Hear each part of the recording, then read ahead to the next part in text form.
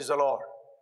हम प्रभु का धन्यवाद करते हैं आज रात्रि काल और एक बार प्रभु की उपस्थिति में उसके वचन के सामने ठहरने के लिए प्रभु ने अवसर हमारे जीवन में प्रदान किया। सारी आशीषों के लिए हम प्रभु का धन्यवाद करें।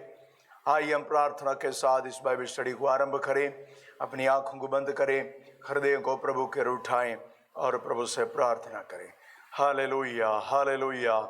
धन्यवाद हो यीशु, धन्यवाद हो यीशु, धन्यवाद हो Yeshu. Praise to Jesus, hallelujah, hallelujah. प्रेमी अनुग्रहकारी पिता, हम आपका धन्यवाद करते हैं सारी आशीषों के लिए। अब तक आपने हमारी सहायता किया, दिन भर आपने हमें संभाला, स्वर्गीय सुरक्षा हमें प्रदान की और आज रात्रि काल आपके वचन के सामने ठहरने के लिए यह अवसर भी हमारे जीवन में दिया, जिसके लिए हम आपका धन्यवाद करते हैं। प्रभु, जब हम आपके वचन के सामने आए हैं, आपके वचन से आप हमसे बातें कीजिए, वचन की सामर्थ्य हम पर प्रकट कीजिए, ताकि हम हर एक व्यक्ति आशीषित हो जाए, हमारे जीवन में बदलाहट आ जाए, हमारे जीवन में वचन के द्वारा हिम्मत और हियाव आ जाए। अनुग्रह से भरपूर कर अंत तक पवित्र आत्मा की अगुवाई में हम सबको बिठा दीजिए। प्रार्थना सुना, धन्यवाद यीशु का नाम में पिताजी आशीष मांगते हैं, आमीन। और एक बार हम प्रभु का धन्यवाद करते हैं सारी आशीषों के लिए। हृदय की गहराई से प्रभु का धन्यवाद करते हुए आशा के साथ आज हम प्रभु के वचन के सामने ठहरे। कुलुस्सियों की पत्री 2 अध्याय से हम सीखते हुए आ रहे हैं। 2 अध्याय का 8 पद से लेकर जो बातें लिखी हैं उन बातों पर हम मनन कर रहे थे। कुलुस्सियों की पत्री 2 अध्याय उसका 8 पद से लेकर उसका 23 पद तक जो बातें पौलुस कह रहे हैं, वह उन दिनों में कुलुस्सी में पाई गई गलत शिक्षाएं क्या क्या था और उसका खंडन पौलुस कैसे कर रहे हैं, वो बातें पाए जाते हैं। यद्यपि स्पष्ट रूप से कई बातें दिखाई नहीं देते, लेकिन उसमें लिखी गई बातों के आधार पर या मूल भाषा के अर्थ के आधार पर ये सारी गलत शिक्षाओं के कारण पौलुस उनका खंडन कर रहे हैं। एक प्रकार से 8 पद से लेकर 23 पद तक 5 गलत बातें या गलत शिक्षाओं का कारण शिक्षाएं जो हैं वहाँ पाए जा रहे थे, उसका खंडन पौलुस कर रहे हैं। पहला 8वें पद में 2 बात, एक तत्व ज्ञान की व्यर्थ बात, फिलोसफी, फिलियोसोफिया, फिलोसोफिया अर्थात फिलोसफी, तत्व ज्ञान। वह क्या था?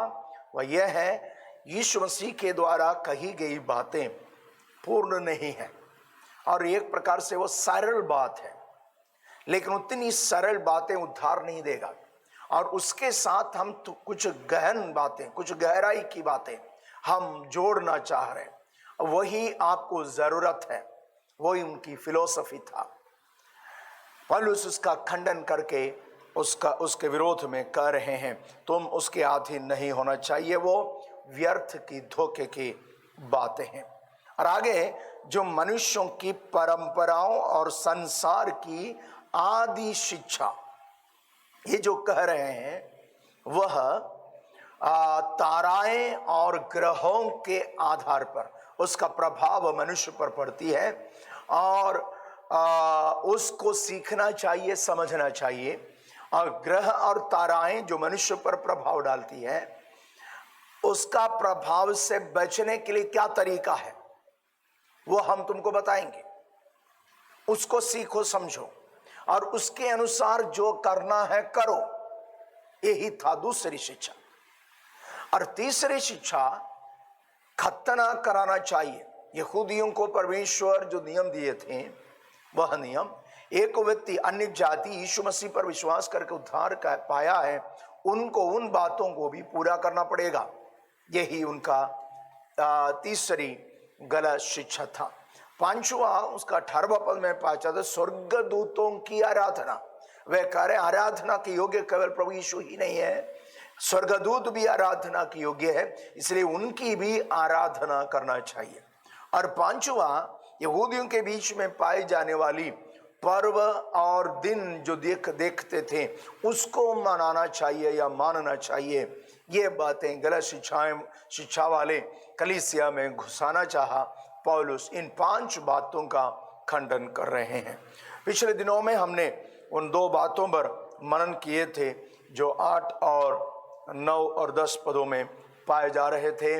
जो गलत शिक्षा, पहला तत्व ज्ञान की बात है, यीशु मसीह के द्वारा कही गई बातें सरल है, उसमें कुछ गहराई की बातें जोड़ना चाहते हैं। दूसरा मनुष्यों की परंपराओं और संसार की आदि शिक्षा के अनुसार जो बातें हैं वो है ताराएं और ग्रहों के ऊपर अध्ययन, वो हमारे ऊपर क्या प्रभाव डालते हैं, उसका निराकरण के लिए वे जो कह रहे वो करो। उन बातों को कहते हुए कह रहे हैं 9वां पद में, क्योंकि उसमें ईश्वरत्व की सारी परिपूर्णता सदेह वास करती है। कह रहे ये जो शिक्षा अर्थात ग्रहों और ताराओं के ऊपर जो अध्ययन करते हुए हमारे ऊपर, मनुष्य के ऊपर जो प्रभाव डाल रहे उसको सीखो और उसका निराकरण के लिए जो हम कह रहे हैं वो करो। उसके विरोध में पौलुस कह रहे हैं ये उनकी संसार की आदि शिक्षा के अनुसार है, लेकिन मसीह की शिक्षा के अनुसार नहीं है। तो फिर उस मसीह की शिक्षा के अनुसार नहीं है कहने के बाद मसीह कौन है वो हम देख रहे थे। उसके बारे में कहते क्योंकि उसमें ईश्वरत्व की सारी परिपूर्णता सदेह वास करती है। यह शब्द पौलुस इस्तेमाल करने के कारण प्रभु यीशु मसीह जो परमेश्वरत्व की सारी परिपूर्णता सदेह वास करती है। यीशु मसीह के पास एक देह थे और अभी भी है एक देह। पृथ्वी पर जीवित रहते वक्त हमारे समान मांस और लहू का एक शरीर था, लेकिन अभी भी यीशु मसीह के पास एक शरीर है, वह महिमामय शरीर है। यीशु मसीह कोई फैंटम नहीं था, एक ऐसा उड़ने वाला, एक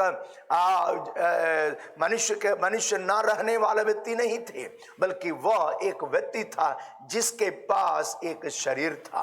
वह परिपूर्णता, परमेश्वरत्व की सारी परिपूर्णता सदेह वास करती है। परिपूर्णता के लिए प्लिरोमा शब्द इस्तेमाल किया, जो पहला अध्याय का 19 पद में भी इस्तेमाल किया था। हमने उन बातों को देखा। कह रहे हैं कि वह यीशु मसीह में परमेश्वरत्व की सारी परिपूर्णता सदेह वास करती है। वास कर रहे हैं उसके लिए जो शब्द इस्तेमाल किया, कैटेकोइयो शब्द इस्तेमाल किया, वो भी 19 पद में भी पाया जाता है। कैटेकोइयो, KATOIKEO,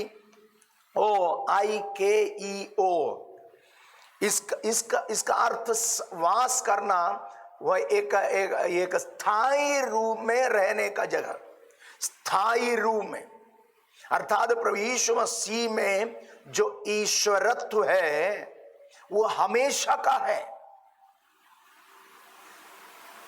अर्थात कभी रहा कभी न रहा ऐसा नहीं है। यीशु मसीह में परमेश्वरत्व की परिपूर्णता सदेह वास करती है। इसका मतलब यीशु मसीह में जो ईश्वरत्व था वो ना रहा, एक भी समय नहीं था। कई बार मैं इस विषय पर कहा हूं, यीशु मसीह अनादि काल से अनंत काल तक परमेश्वर है, और यीशु जब इस पृथ्वी पर थे तब भी वो पूर्ण परमेश्वर था। यीशु मसीह में परमेश्वरत्व ना रहा हो ऐसा एक भी समय नहीं रहा है। इसलिए अंकार है यीशु मसीह में परमेश्वरत्व की परिपूर्णता सदेह वास करते हैं। पिछले दिनों में हमने इस पर मनन किए थे। 10वां पद में, और तुम उसी में भरपूर हो गए हो जो सारी प्रधानता और अधिकार का शिरोमणि है। 10वां पद में कह रहे हैं हम जो यीशु मसीह पर विश्वास किए, कुलुसी कलीसिया के विश्वासियों से कह रहे हैं, और तुम उसी में, अर्थात यीशु मसीह में। कौन सा यीशु मसीह? जिसमें परमेश्वरत्व की सारी परिपूर्णता सदेह वास करती है, उसमें भरपूर हो गए हो जो सारी प्रधानता और अधिकार का शिरोमणि है। यह शब्द क्यों इस्तेमाल किया? यीशु मसीह के बारे में 9वां पद में कहा, उसमें परमेश्वरत्व की सारी परिपूर्णता सदेह वास करती है। आगे कह रहा है यीशु मसीह सारी प्रधानता और अधिकार का शिरोमणि है। यहां प्रधानता और अधिकार जो शब्द क्यों इस्तेमाल किया? वे लोगों ने कहा जो ग्रह और नक्षत्र या ताराएं जो मनुष्य पर प्रभाव डालते हैं, अर्थात उनका प्रधानताएं हैं, अधिकार है। इसका मतलब ग्रहों के पास या ताराओं के पास अपना एक अधिकार है, वो मनुष्य पर उसका प्रभाव डालते हैं। मेरी बात को समझ रहे होंगे? तो उस प्रभाव तुम्हारे ऊपर ना हो या उसका बुरी असर तुम्हारे ऊपर ना हो, उसके लिए जो करना है करो। क्या? उसको मानो, अर्थात उन प्रधानताएं और अधिकार जो नक्षत्र ग्रहों का है। एक प्रकार से उन सृष्टियों पर जो अधिकार है वो जो तुम्हारे ऊपर प्रकट होती है या प्रभाव डालती है, उससे बचने के लिए उसकी आराधना करो या उसको मानो। शैतान हमेशा इस बात को याद रखता है या करता है या करवाता है, सच्चा खुदा से लोग अलग हो जाए। सच्चा परमेश्वर की आराधना नहीं करना चाहिए, बाकी किसी का भी आराधना करे वो खुश रहता है। शैतान हमेशा यह नहीं चाहता कि आप शैतान का ही आराधना करो। याद रखना शैतान कितना चालाक है। और शैतान नहीं चाहता, शैतान बोलता भी नहीं कि मेरी आराधना करो, बल्कि वह कहता है सच्चा खुदा परमेश्वर प्रभु यीशु मसीह के अलावा और किसी का भी आराधना करो। वो मनुष्य हो, पक्षी हो या जीव जंतु हो, ताराएं हो, परमेश्वर की कोई भी सृष्टि क्यों न हो, उसकी तुम आराधना करो। यहां भी इनकी शिक्षा का भी आधार यही था। वे कहा कि इन ताराएं और ग्रह तुम्हारे ऊपर प्रभाव डालती हैं, वो प्रभाव से बचने के लिए तुम उसके अधीन हो जाओ और उसकी आराधना करो। अब पौलुस कह रहे हैं उसकी जरूरत हमें है ही नहीं। क्यों? क्योंकि हम जिसकी आराधना कर रहे हैं, मसीहा प्रभु यीशु, उसमें परमेश्वरत्व की सारी परिपूर्णता सदैव वास करते हैं। इसका मतलब वो संपूर्ण परमेश्वर है। आगे वह प्रधानताएं और अधिकारों पर शिरोमणि है। शिरोमणि मतलब इन सारे ग्रह और ताराएं जितने भी सृष्टियां पाए जाते हैं, तुम्हारे कहने के अनुसार उसके पास अधिकार है और प्रभाव है, प्रधानताएं हैं। उन सबके ऊपर का अधिकारी हमारा यीशु है, जिसकी हम आराधना कर रहे हैं। इसलिए हमें तुम्हारी बातों को मानने का जरूरत नहीं है। यहां प्रधानताएं और अधिकार उन बातों को दर्शा रहे हैं, मनुष्यों पर प्रभाव डालने में सक्षम उन सारी प्रभाव, सारी बातें, एक प्रकार से शैतान की अन्य सारी अधिकार रखने वाली स्वर्गदूत हो या ऐसा कुछ सृष्टियां हो। यद्यपि यहां पौलुस इस बात को स्वीकार नहीं रहा है कि ग्रह और ताराओं का प्रभाव तुम्हारे ऊपर होंगे, बल्कि तुम कह रहे हो कि वो तुम्हारे ऊपर प्रभाव डालेंगे, इसलिए उसकी आराधना करो या उसके निराकरण के लिए जो करना चाहिए वो करो। तो कह रहे हैं हमें ऐसा करने की जरूरत नहीं है, क्योंकि हम जिसमें हैं अर्थात यीशु मसीह, वह इन सारी प्रधानताएं और अधिकारों पर शिरोमणि है। शिरोमणि मतलब इन सब के ऊपर का अधिकारी। क्यों? क्योंकि इन सब को बनाने वाला भी प्रभु यीशु है।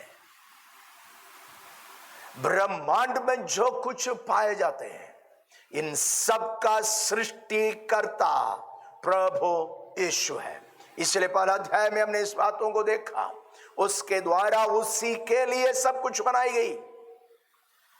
इसका मतलब तुम जो कह रहे वो नक्षत्र, ताराएं और ग्रह जो प्रभाव डालेंगे कह रहे हैं, तो हम उनकी आराधना या उसका प्रभाव से बचने के लिए जो करना चाहिए हम नहीं करेंगे, क्योंकि हम अब हम में नहीं है, हम प्रभु यीशु मसीह में है, जिसने इन सबको बनाया है और इन सब के ऊपर अधिकारी भी वही है। Praise the Lord. हम प्रभु का धन्यवाद करें प्रभु यीशु मसीह के लिए, उसके द्वारा दी गई अधिकार के लिए। याद रखिए, जब यहां पौलुस इस बात को कह रहे हैं जिसकी आराधना हम कर रहे हैं वो प्रभु यीशु मसीह, जब हमें है, हमारे पास है और हम उसमें हैं, तो हमें और किसी चीज की जरूरत नहीं है। और यदि और किसी चीज हमारे ऊपर प्रभाव डालते हैं तो हम पर प्रभावित नहीं हो सकते, क्योंकि उन सब के ऊपर अधिकारी प्रभु यीशु है, जिसकी आराधना हम कर रहे हैं। आज रात्रि काल यदि कोई व्यक्ति अपनी पिछले पृष्ठभूमि के आधार पर कुछ ऐसी बातों के प्रभाव पर विश्वास करके उसके अधीन होकर उसका प्रभाव से बचने के लिए कुछ कार्य जो वे लोग कर रहे हो, आज मन फिराना चाहिए। Praise the Lord. इन सारे ग्रह, नक्षत्र और ताराएं और अन्य किसी भी प्रकार की कार्यों का प्रभाव यदि आपके ऊपर है और उससे बचने के लिए मैं कुछ करूं ये सोच रहा है, तो आप गलत है। याद रखिए, यदि प्रभु यीशु आपके पास है और आप यीशु मसीह में हैं, इन किसी का भी प्रभाव हम पर नहीं हो सकते। यह विश्वास ही जानना जरूरी है। Praise the Lord. शैतान के पास ताकत नहीं ऐसा मैंने नहीं कहा, उसके पास है सामर्थ, वो बहुत कुछ कर सकता है, लेकिन याद रखना जिसके पास हम हैं प्रभु यीशु, वह सर्वशक्तिमान खुदा है। शैतान सामर्थी है, लेकिन हमारा यीशु सर्व सामर्थी है। जब सर्व सामर्थी प्रभु यीशु हमारे पास, हमारे साथ है और हम उसमें हैं, तो कोई भी सामर्थी व्यक्ति हम पर प्रभाव नहीं डाल सकते। यदि किसी भी प्रकार का कार्य हमारे विरोध में करे तो भी प्रभु यीशु मसीह में होने के कारण हम उस पर जयवंत होंगे। Praise the Lord. पौलुस कह रहे इन प्रधानताएं, अधिकार, हमें उससे डरने की जरूरत नहीं है, क्योंकि हम मसीह में है। वह मसीह इन सब के ऊपर शिरोमणि है, इन सब के ऊपर का अधिकारी है। क्यों? एक इन सारी वस्तु, इन सारी सृष्टियों का सृष्टिकर्ता प्रभु यीशु है।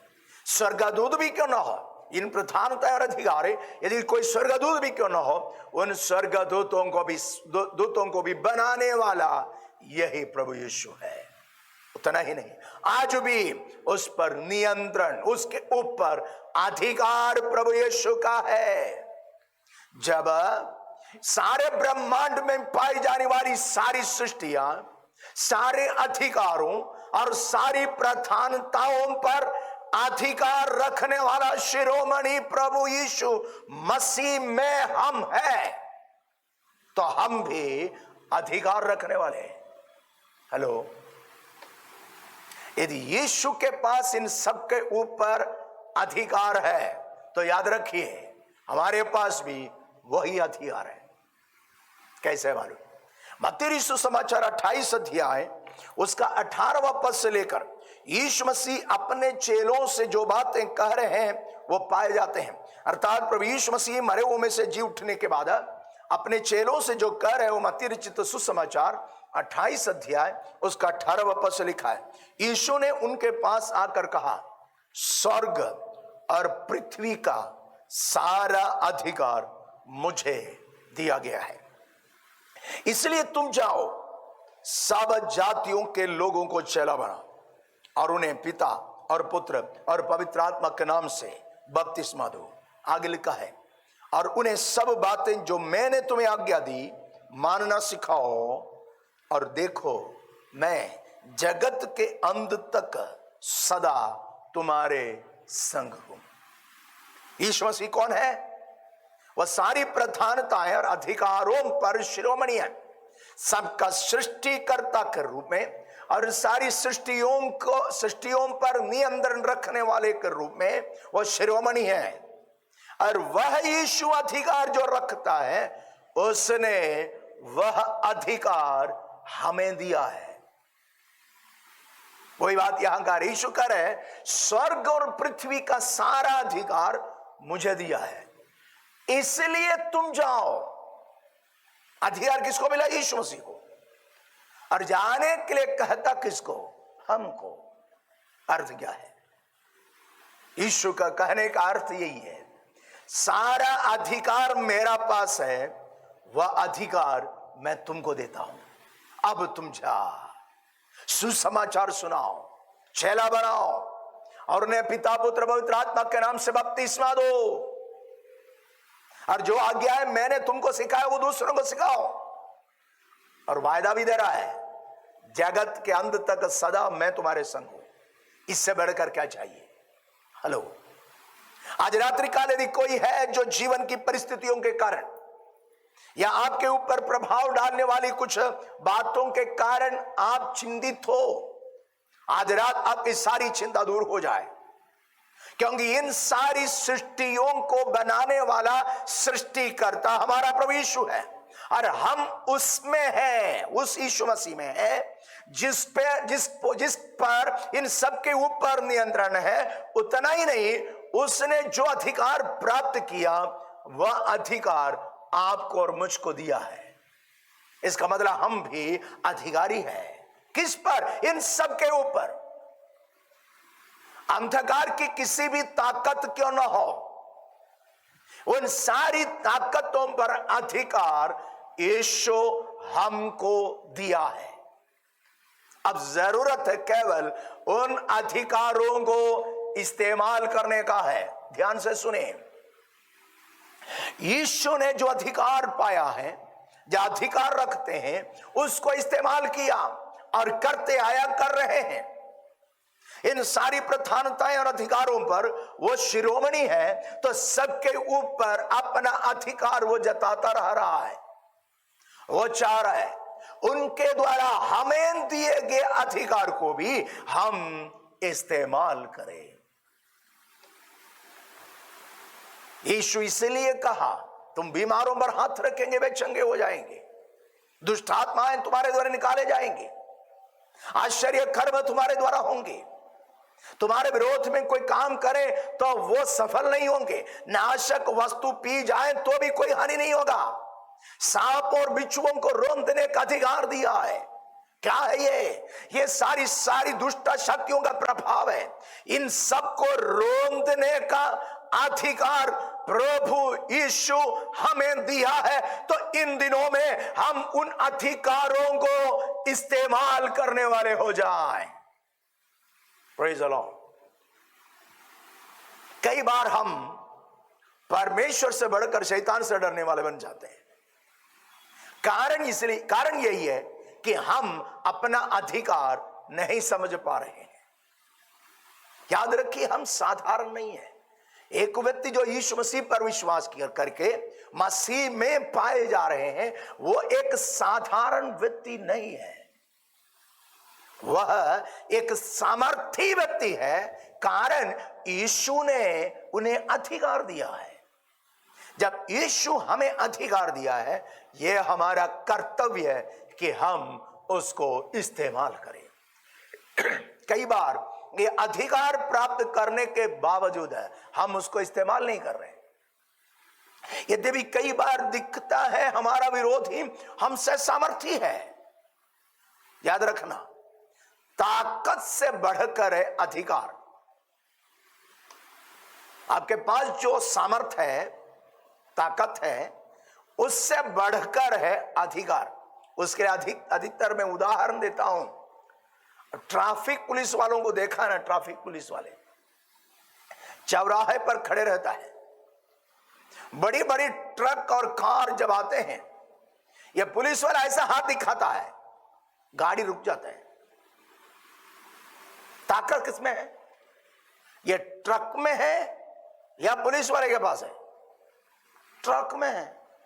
यह पुलिस वाले के समान 100 लोगों को रोंद कर जाने की ताकत ट्रक में है।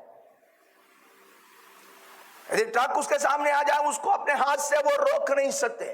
लेकिन यह जब हाथ दिखाता है ना, यह सामर्थी ट्रक रुक जाते हैं।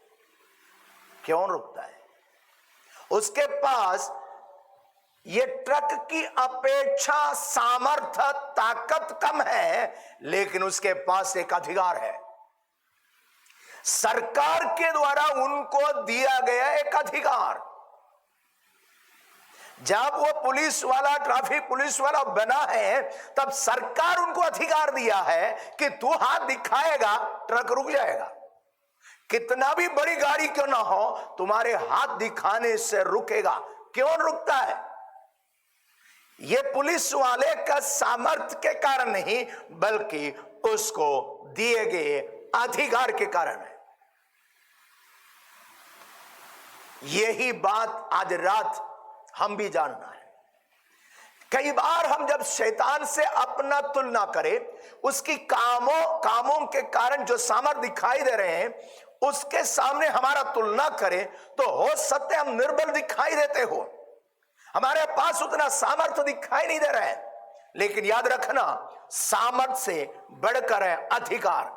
याद रखिए, एक पुलिस वाले के पास सरकार के द्वारा दिए गए अधिकार के कारण वह हाथ दिखाने से यदि इस बड़ी गाड़ियां रुक जाती है, तो स्वर्गीय सरकार आपको और मुझको एक अधिकार दिया है सारी दुष्ट शक्तियों पर, उसके प्रभाव पर जयवंत होने के लिए एक अधिकार उसने दिया है। इन दिनों में हम कलीसिया विश्वासी इन अधिकारों को इस्तेमाल करने वाले हो जाए।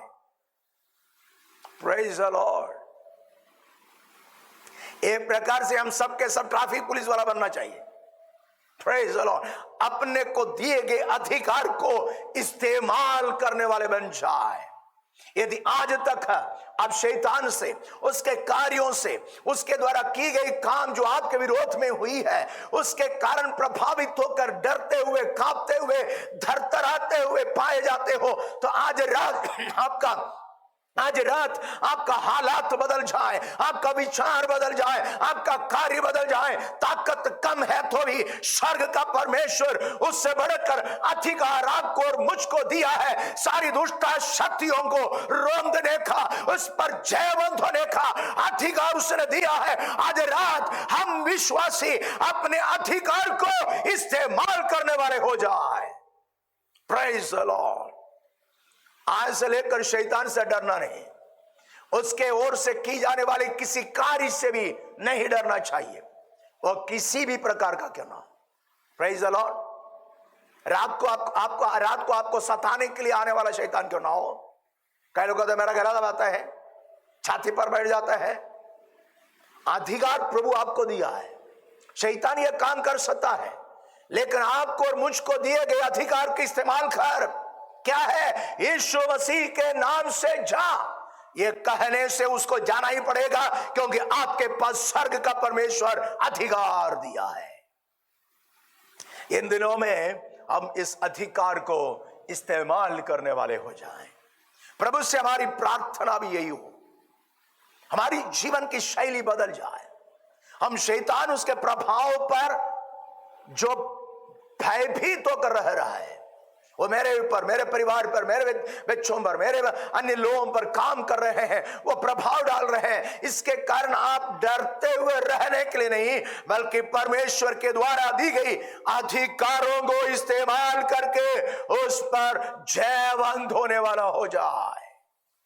प्रभु चाहता है कि हम ऐसा ही बढ़े। पौलुस यही बात यहां कर रहे हैं। यह प्रधानताएं, अधिकार, ताराएं, ग्रह, उन सबका प्रभाव तुम्हारे ऊपर होंगे, इसलिए उसकी अधीन हो जाओ। वो जैसा करो।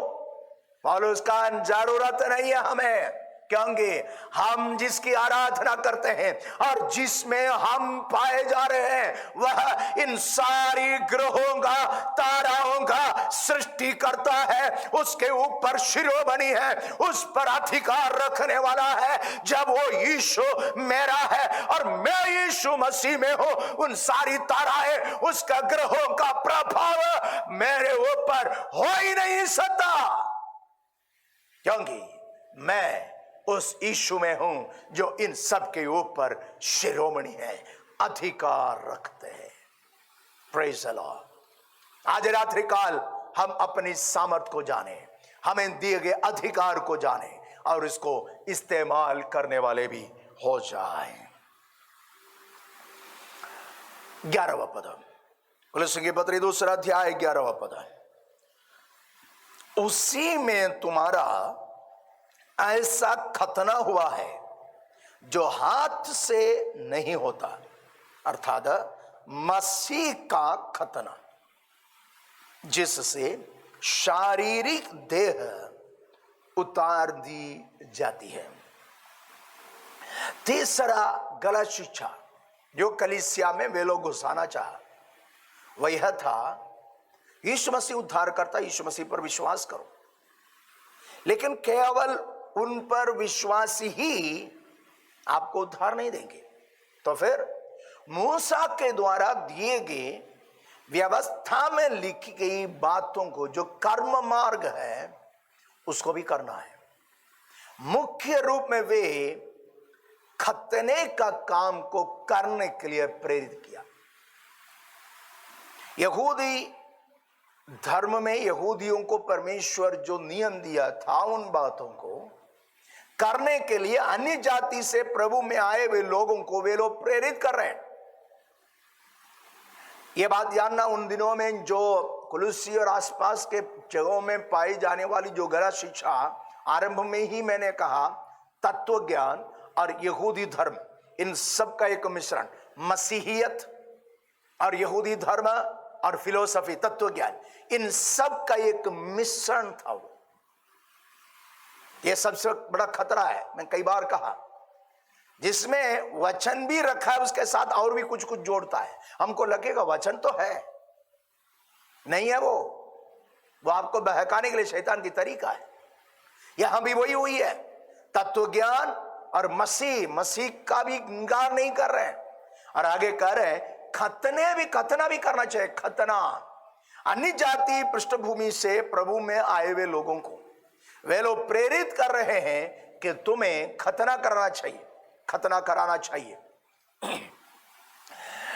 उत्पत्ति की पुस्तक 17वें अध्याय में इस खतने की विधि को हम पाते हैं, जो परमेश्वर अब्राहम को दिया था। परमेश्वर अब्राहम को बुलाया, उसने परमेश्वर पर विश्वास किया और विश्वास के कारण वो धर्मी गिना गया। ध्यान से सुने, खतना क्या है? जो अब्राहम को परमेश्वर ने जो खतना करने के लिए कहा, वो क्या है? अब्राहम को जिसने परमेश्वर ने बुलाया, परमेश्वर पर उसने विश्वास किया और उसका विश्वास उसके लिए धार्मिकता गिना गया। इसका मतलब वह विश्वास से धर्मी बनाया गया। अब वह विश्वास से धर्मी बनाया गया है, उसके लिए एक चिन्ह परमेश्वर दिया, वह था खतना। अब्राहम के 99 साल में परमेश्वर उसके पास आया और उनसे बातें कर रहे हैं। 75वां साल में उनको दिए गए वायदा, जो उनका खुद का संतान, वो वायदे को आने वाले दिनों में प्रभु पूरा करने जा रहे हैं। तो वही परमेश्वर उस अब्राहम को उस वक्त प्रकट होकर एक खतने का चिन्ह दे रहे हैं। इसका मतलब खतना एक चिन्ह है। क्या चिन्ह है? विश्वास से यह धर्मी बन गया है, उसका प्रतीक है, उसका छाप है, उसका मुहर है, एक खतना। यह सारे यहूदी पुरुषों को करना चाहिए थे। एक लड़का जन्म हो जाए, 8वां दिन उसका खतना कराना चाहिए। यह परमेश्वर का वचन का नियम है जो यहूदियों के लिए, अब्राहम के वंश को लिए परमेश्वर दिए थे। आज भी अब्राहम के वंश परंपरा यहूदी इस बातों को करते आ रहे हैं। अब इनका तर्क यही है कि एक व्यक्ति यीशु मसीह पर विश्वास करके उद्धार पाना चाह रहे हैं, जो अन्य जाति से हैं, उन्हें खतना भी कराना चाहिए। तो एक प्रकार से खतने का जो विधि है, एक व्यक्ति को यहूदी बनाने की प्रक्रिया के रूप में वे लोग देखा। 8वां दिन एक लड़के का खतना करा रहे हैं जिससे वो एक यहूदी बन रहे हैं। तो उनके नियम के अनुसार, उनके विचार से ये खतना एक व्यक्ति को यहूदी बनाने का तरीका है। ऐसा है तो उनका कहना है कि अन्य जाति से प्रभु में आया हुआ एक व्यक्ति खतना कराना चाहिए। इसका मतलब तुम्हें यहूदी बनना पड़ेगा। यीशु मसीह पर विश्वास तो कर रहे हैं, लेकिन तुम्हारी उद्धार की पूर्णता के लिए या उद्धार पूरा होने के लिए तुम्हें यहूदी बनना पड़ेगा। यही था उनका तर्क। पौलुस उसका खंडन कर रहे हैं। याद रखिए, यदि एक व्यक्ति जो खतना कराते हैं केवल उन्हीं का ही उद्धार होंगे, तो केवल यहूदी पुरुषों का ही उद्धार होंगे, क्योंकि स्त्रियों की, लड़कियों के लिए यह खतना नहीं है। यह केवल पुरुष पर या लड़कों पर की जाने वाली एक कर्म है। उसका शरीर का एक भाग को काट कर फेंक रहा है।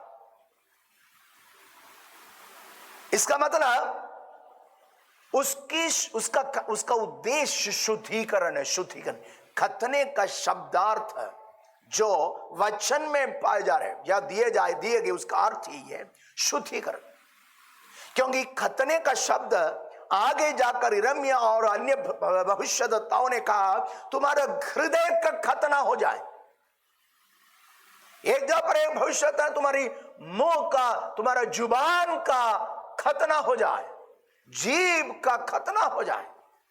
इसका मतलब जीभ काट कर फेंकने के लिए क्या?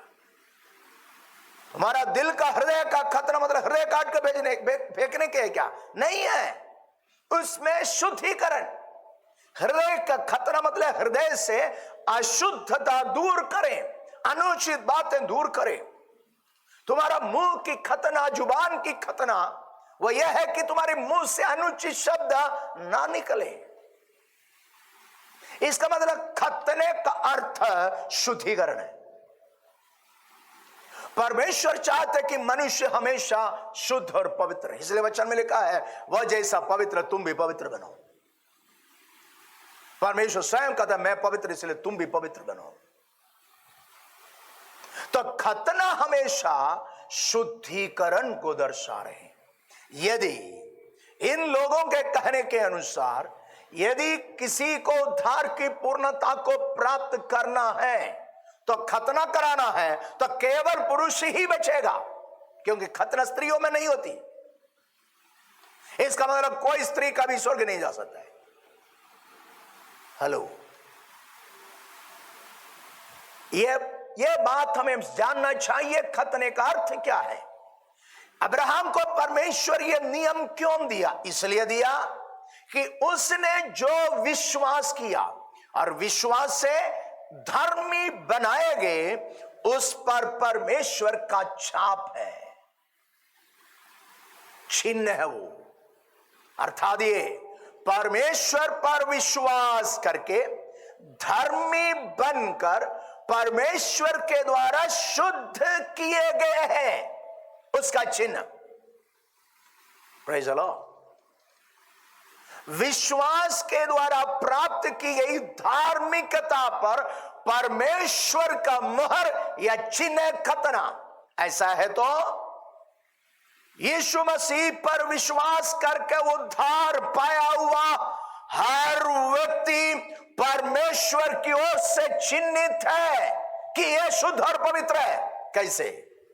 पवित्र आत्मा का छाप हम पर लगाया। इफिसियों की पत्री में हमने देखा परमेश्वर की ओर से हम पर एक पवित्र आत्मा का छाप लगा है। नए नियम में एक व्यक्ति को उद्धार की पूर्णता को प्राप्त करने के लिए शरीर में यहूदियों के समान खतने का कोई कर्म करने की जरूरत नहीं है, क्योंकि जब अब्राहम विश्वास से धर्मी बनाया गया, उसके चिन्ह के रूप में खतने की विधि दिया है। तो आप और मैं जब प्रभु यीशु मसीह पर विश्वास किया है, उस केवल विश्वास के कारण हम शुद्ध और पवित्र बनाए गए, धर्मी बनाए गए, जिसके कारण उसने हम धर्मी हैं इस बात को प्रमाणित करने के लिए हम पर भी चिन्ह और मोहर लगाया। वो पवित्र आत्मा है। जब वो पवित्र आत्मा का मोहर हम पर लगे हुए हैं, हमें और किसी प्रकार की खतने की या और किसी प्रकार की कर्म करने की जरूरत नहीं है उद्धार पाने के लिए। आज रात हम इस बात पर विश्वास करें, प्रभु यीशु मसीह पर केवल विश्वास करने से आपकी और मेरी उद्धार हो चुकी है, और आने वाले दिनों में उस उद्धार की पूर्णता अर्थात महिमा में शरीर हम प्राप्त करने वाले भी है। तब तक यीशु मसीह पर की जाने वाली विश्वास ही काफी है, हम शुद्ध बने रहें। किसी भी प्रकार की शारीरिक क्रिया कर्म हमें अपने उद्धार के लिए करने का नहीं है। याद रखिए, कोई भलाई का काम आपको उद्धार नहीं देगा। आपको उद्धार पाने के लिए कोई भलाई का काम करने की जरूरत नहीं है, यह मुफ्त है। केवल विश्वास करने से आप उद्धार पाएंगे। लेकिन उद्धार पाया हुआ हर व्यक्ति भलाई का काम करना चाहिए। उद्धार के लिए भलाई का काम नहीं, लेकिन उद्धार पाया है तो भलाई का काम करना चाहिए। खतना अब्राहम परमेश्वर पर विश्वास करके धर्मी बनाया गया, उसके ऊपर दिया गया चिन्ह था। अब ये लोग कह रहे उसको करो। अब पौलुस आगे क्या कह रहे? खतना उसी में तुम्हारा ऐसा खतना हुआ जो हाथ से नहीं होता, अर्थात मसीह का खतना। यहूदियों के बीच में होने वाली खतना हाथ से की जाने वाला खतना है। एक व्यक्ति के द्वारा एक बच्चे का शरीर में की जाने वाला खतना, उस चमड़े को काट कर फेंकने की प्रक्रिया, वो एक व्यक्ति अपने हाथ से कर रहे हैं वो काम। एक बच्चे, एक बेटा, एक लड़का पैदा होकर 8वां दिन में उनके आत्मिक अगुओं के द्वारा की जाने वाला कर्म है। ये कार्य वो हाथ का है। लेकिन तुम्हारा खतना हुआ है, कैसा है?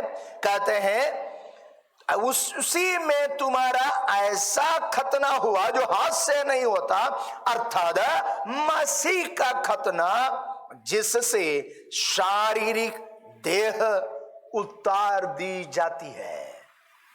पौलुस कह रहे कि तुम तो कहते हो कि यहूदियों के समान तुम्हें खतना कराना चाहिए। पौलुस समान कह रहे हमारा खतना हो चुका है, हमारा खतना हो चुका है। लेकिन फर्क इतना है, तुम्हारा खतना हाथ से की जाने वाली खतना था, लेकिन हमारा खतना मसीह का था। अब यहूदियों की परंपराओं के अनुसार होने वाली हाथ से होने वाली खतना और हम जो खतना पाए उसका फर्क क्या है? यहां कह रहे हम जो मसीह के, तुम्हारा ऐसा खतना हुआ, हमारे बारे में कह रहे कुलुस्सी कलीसिया का विश्वास से कह रहे तुम्हारा भी खतना हो चुका है। कौन सा खतना? मसीह का खतना। और मसीह का खतना में होता क्या है?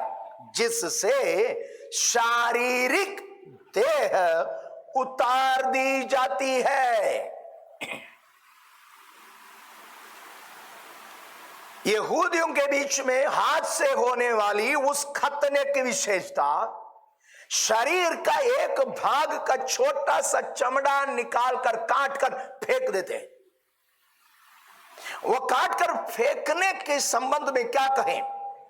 वह काट कर जो फेंका गया वो मर गया। हेलो, वो चमड़ा जब तक उसका शरीर में था तब तक उसमें जीवन था।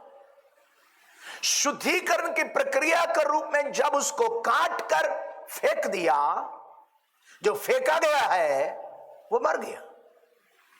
मेरी बात को समझो, चमड़ा, उसका अस्तित्व फिर नहीं रहेंगे। अब यहां कर है तुम्हारा भी खतना हुआ, वो किसका? मसीह का खतना। मसीह का खतने की विशेषता क्या है? पूरा शरीर मर जाता है। कौन सा शरीर? शारीरिक मनुष्य। इसलिए वो कह रहे हैं जिससे शारीरिक देह उतार दी जाती है। यहूदियों को नियम दिए गए खतने में शरीर का एक भाग उतार दी जाती है, एक भाग का चमड़ा उतार दी जाती है। लेकिन मसीह में पूरा शारीरिक देह उतार दी जाती है। Praise the Lord. ध्यान से समझे, यहां पौलुस क्या समझाना चाह रहे हैं। एक व्यक्ति प्रभु में आने के बाद वो कौन है यह समझना जरूरी है। एक व्यक्ति यहूदी है, यह समझेंगे कैसे? उसके शरीर में की गई खतने के आधार पर। यदि उसका खतना हुआ है, उसका शरीर में उस खतने का निशान है, तो यह इस बात का प्रमाण है वह एक यहूदी है। ऐसा है तो हम मसीह में हैं और मसीह के हैं, कैसे मालूम होगा? हम में भी एक खतना होना चाहिए। हमारे जीवन में होने वाली खतना कौन सा? शरीर का कुछ भाग या एक कुछ चमड़ा काट कर फेंकना के नहीं, बल्कि पूरा शारीरिक देह उतारने का है। इसका मतलब मसीह में आप आया है, आपका शरीर का कई जगह पर या जीवन की कुछ जगहों पर ही शुद्धिकरण नहीं, बल्कि जीवन की हर क्षेत्र में शुद्धिकरण की जरूरत है। यहूदियों की खतने के द्वारा शरीर का एक भाग में शुद्धिकरण की प्रक्रिया हो रही है, लेकिन मसीह में आने के कारण, मसीह के खतने का भागी होने के कारण आप पूरी रीति से शुद्ध किए जाते हैं। हालेलुया। यही मसीहत की विशेषता है। यही प्रभु यीशु मसीह पर विश्वास करने से होने वाली विशेषता है। Praise the Lord. जब आप और मैं प्रभु यीशु मसीह पर विश्वास किया, हम एक नया मनुष्य बनाया गया। क्यों? क्योंकि पुराना देह है, शारीरिक देह उतार दी जाती है। इसका मतलब उसका अस्तित्व समाप्त हो रहा है। एक व्यक्ति यीशु मसीह में होने के कारण यही होना चाहिए। यदि नहीं हुआ तो आप मसीह में नहीं है। हेलो, यीशु मसीह में आने के बाद आपका शारीरिक देह उतारा नहीं गया है। ये शारीरिक देह कौन सा है? ये शारीरिक देह हमारी शारीरिक स्वभाव है। कौन सा? मनुष्य पाप करने के बाद उनके जीवन में आए हुए शरीर का काम, शरीर का स्वभाव, उसके बारे में हम शारीरिक देह का है। शारीरिक देह है, नहीं सोचना हमारा पूरा शरीर को काट कर फेंक दो, वो नहीं नहीं नहीं। प्रभु सच्चा खुदा परमेश्वर के विरोध में पाप करने के कारण परमेश्वर से दूर हुई मनुष्य अपने शरीर की इच्छाओं के अनुसार चलने लगा। परमेश्वर की ओर से दी गई ईश्वरीय चेतना उत्पन्न करने वाली आत्मा की बातों को सुनने के लिए वो सक्षम नहीं रहा, क्योंकि आत्मा मृत अवस्था में पहुंच गया। जब वो आत्मा मृत अवस्था में पहुंच गया, उसका शरीर बलवंत हुआ और शरीर की इच्छाएं प्रकट होने लगा और वह अपनी शरीर की इच्छाओं को पूरा करता ही रहा। मानव जाति पाप करने के बाद यही होता रहा है। कायीन यही किया है, उसकी आत्मा मृत अवस्था में, जिसके कारण उसके अंदर क्रोध उत्पन्न हुआ, ईर्ष्या उत्पन्न हुई अपने भाई के प्रति, जिसके कारण उसने अपने भाई का हत्या किया अपनी शरीर की इच्छा को पूरा करने के लिए।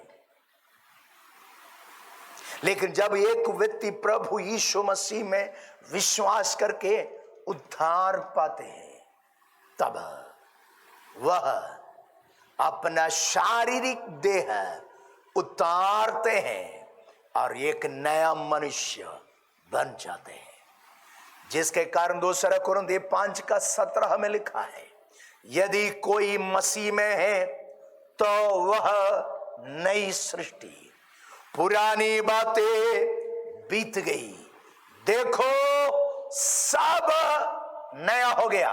ध्यान से सुने, कुरिन्थ की कलीसिया को पौलुस कह रहे हैं, यदि कोई मसीह में है तो वह नई सृष्टि।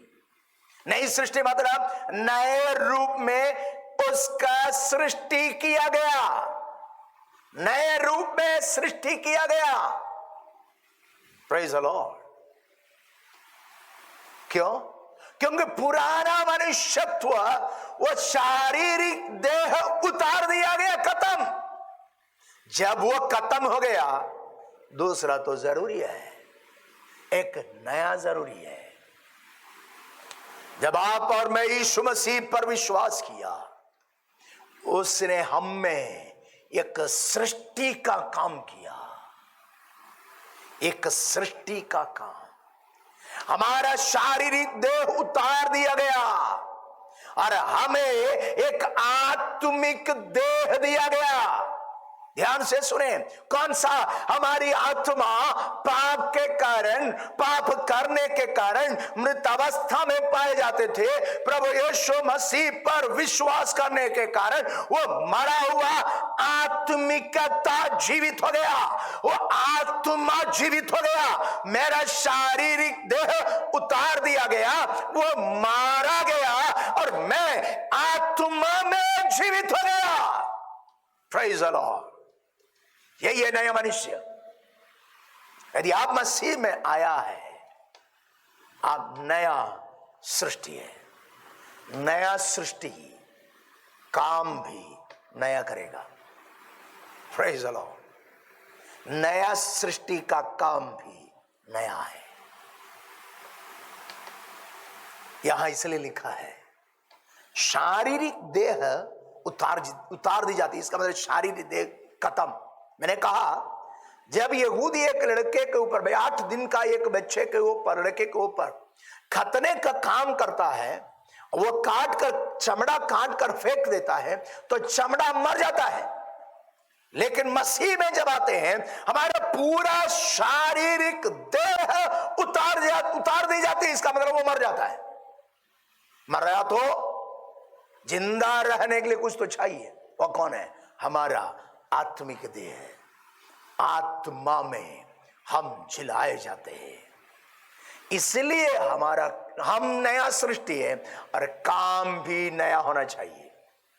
इसलिए कहा, यदि कोई मसीह में है तो वह नई सृष्टि, पुरानी बातें बीत गई। 2 कुरिन्थियों 5:17। पुरानी बातें बीत गई। क्यों बीत गया? वो पुराना शारीरिक देह उतार दिया गया, उतारने के कारण वो मर गया, वो बीत गया। देखो सब नया हो गया। हेलो, क्या नया हो गया? सब। इसका मतलब थोड़ा बहुत नहीं। प्रभु में आने से पहले एक बोतल पीता था, अभी एक पेग पी रहे।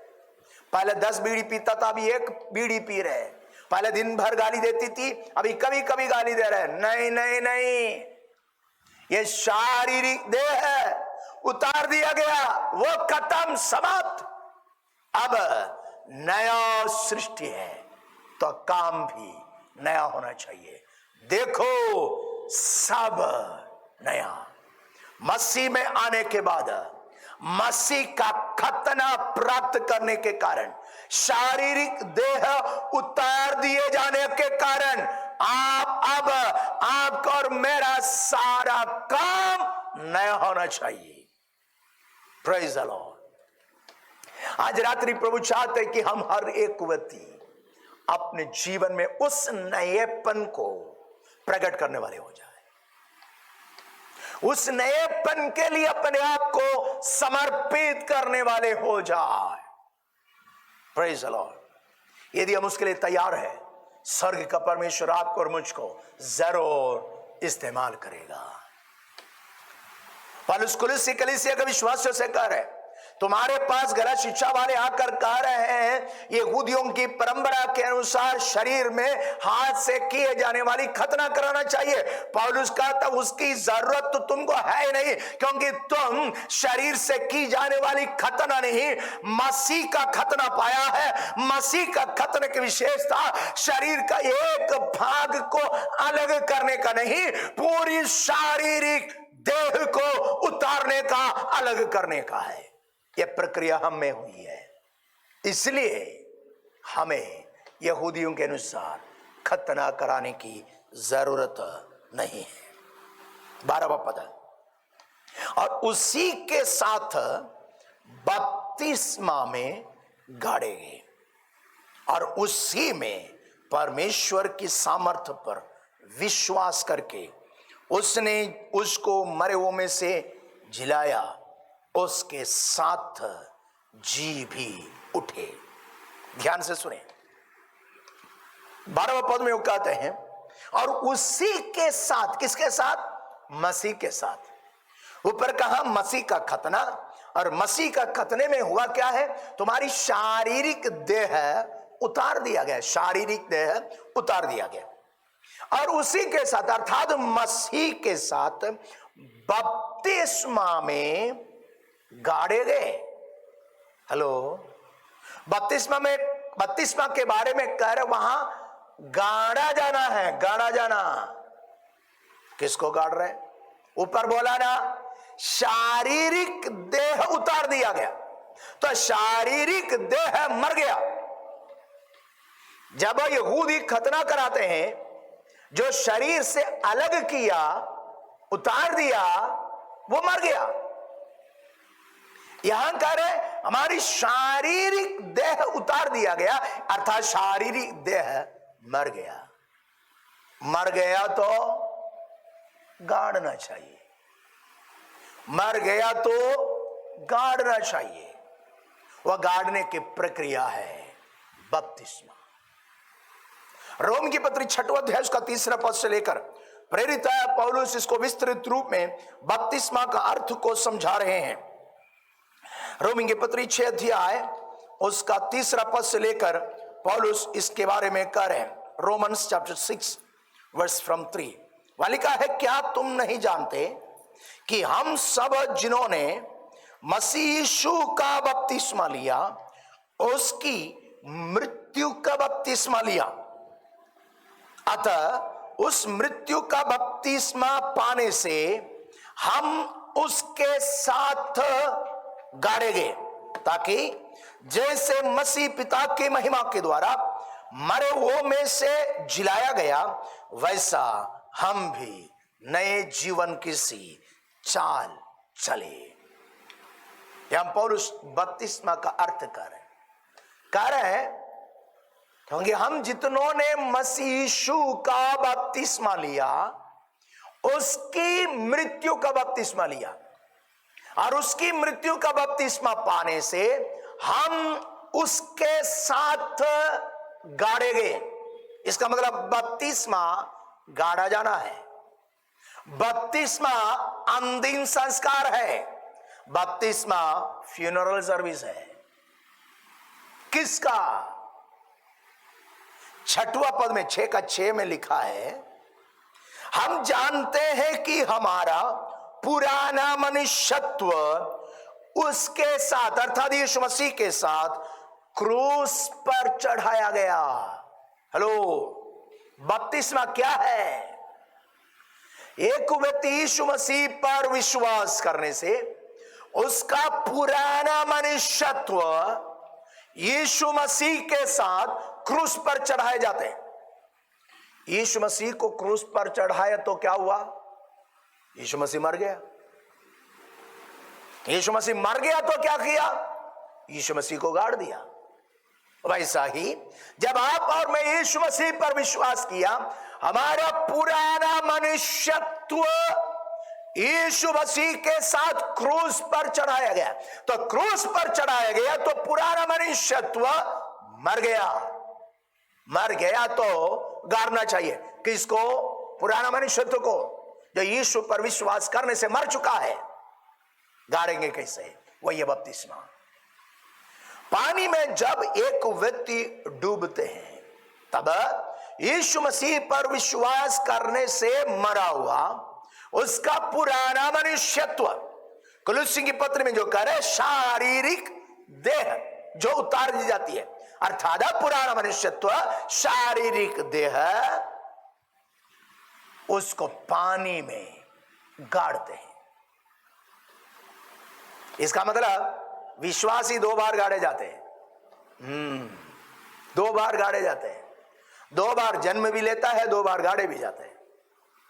एक शारीरिक जन्म जिसके कारण पृथ्वी पर आया, दूसरा नया जन्म जिसके कारण हम स्वर्ग का नागरिक बना। पृथ्वी पर जन्म लेने के कारण पृथ्वी पर किसी देश का नागरिक बना, और नया जन्म पाने के कारण हम स्वर्ग का नागरिक बना। एक विश्वासी 2 बार जन्म लेता है, और वो विश्वासी 2 बार मरते हैं। दोनों बार उसका अंतिम संस्कार भी होती है। 2 बार विश्वासी का फ्यूनरल होते हैं। एक बपतिस्मा, जब बपतिस्मा हम ले रहे हैं, हमारा पुराना मनुष्यत्व यीशु मसीह पर विश्वास करने के कारण जो मर गया शारीरिक देह है, उसको गाड़ रहे हैं पानी में। दूसरा शारीरिक मृत्यु जब होते हैं, तब यह शरीर को मिट्टी में गाड़ने का, एक पानी में गाड़ने का, दूसरा मिट्टी में गाड़ने का। विश्वासी का भी 2 फ्यूनरल है। हेलो, विश्वासी का 2 जन्म भी है, 2 अंतिम संस्कार भी है। जो 2 बार जन्म लिया उसका शारीरिक या वे 2 बार मरना भी चाहिए। 2 बार जन्म लिया, 2 बार मरना चाहिए। 2 बार, एक जन्म शारीरिक जन्म, दूसरा नया जन्म। 2 मृत्यु, एक शरीर पुराना मनुष्यत्व के लिए मरना, उसमें गाड़ा जाना, पानी में गाड़ा जाना, और शरीर जब मर जाएंगे मिट्टी में गाड़ा जाना। एक व्यक्ति 2 बार जन्म लिया, वो तीसरा फ्यूनरल से बचेगा। कौन सा है तीसरा फ्यूनरल? उसके बारे में परमेश्वर का वचन में दूसरा मृत्यु लिखा है। दूसरा मृत्यु अर्थात नरक, उससे बच जाएगा। हेलो, एक प्रकार से तीसरा गाड़ा जाना। वो तीसरा फ्यूनरल सर्विस से बचना है तो 2 बार जन्म ले लेना पड़ेगा, 2 बार गाड़ा जाना भी पड़ेगा।